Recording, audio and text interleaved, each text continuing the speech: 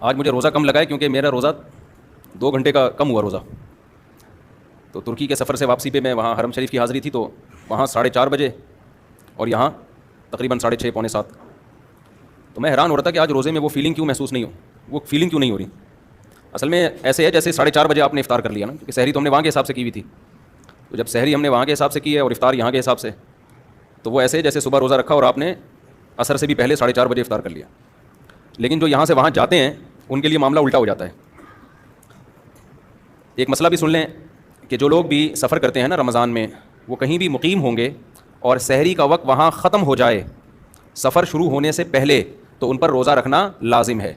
یہ مسئلہ خوب سن لیں, پھر میں آگے شروع کرتا ہوں کیونکہ بہت زیادہ سوال پوچھا جا رہا ہے. آپ جب سفر کرتے ہیں, آپ نے امریکہ جانا ہے پاکستان سے, امریکہ ہے ویسٹ کی طرف نا, تو ابھی آپ ایئرپورٹ چلے گئے رمضان میں, ابھی آپ مسافر نہیں بنے, ایئرپورٹ پہ جب تک بیٹھے رہیں گے آپ مقیم ہی ہوں گے. حتیٰ کہ آپ جہاز میں بیٹھ گئے, ابھی جہاز ہوائی اڈے پر ہے, اڑا نہیں ہے, یہاں تک کہ جہاز چلنا شروع ہو گیا اور اسی دوران سحری کا وقت ختم ہو گیا. تو چونکہ روزہ شروع اس حالت میں ہوا ہے کہ آپ ابھی مسافر بنے نہیں ہیں, تو آپ پہ روزہ رکھنا بولیں لازم ہے. تو آپ کو نیت کرنی پڑے گی, دل میں نیت کہ میرا کیا ہے, وہ روزہ ہے. اب جب جہاز ہوا میں اڑ گیا اور شہر کی آبادی کو اس نے کراس کر لیا, تو اب آپ بن گئے مسافر. مسافر بن تو گئے لیکن آپ کو اب روزہ توڑنے کی اجازت نہیں ہے, کیونکہ مسافر کو روزہ چھوڑنے کی تو اجازت ہے, توڑنے کی نہیں ہے. جب چھوڑنے کا ٹائم تھا تو مسافر بنے نہیں تھے, اور جب مسافر بنے ہیں تو روزہ شروع کر چکے ہیں, اسٹارٹ کر چکے ہیں, لہذا توڑنے کی اجازت نہیں ہے. سمجھ میں آ رہی بات کہ نہیں آ رہی؟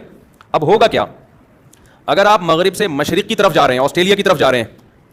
میں پہلے نا دنیا کے نقشے میں نے بہت دفعہ سمجھنے کی کوشش کی, سمجھ میں نہیں آتے تھے کہ کون سا ملک کدھر کو ہے, یہ نقشوں سے سمجھ میں نہیں آتا. جب ٹریولنگ شروع کی ہے نا, ٹریولنگ, اب دنیا سمجھ میں آنا شروع ہوئی ہے کون سا ملک کدھر کو ہے. سمجھتے ہو؟ اس سے کیا پتہ چلتا ہے کہ پریکٹیکلی کسی چیز میں مبتلا ہونا الگ چیز ہے, کتابیں پڑھ لینا الگ چیز ہے. اسی لیے ہم کہتے ہیں کہ مسائل مفتیوں سے پوچھا کرو, صرف کتابیں پڑھ کے حوالے یاد کرنے والے مفتی نہیں ہوتے, کیونکہ وہ پریکٹیکلی اس فیلڈ میں ہوتے نہیں ہیں.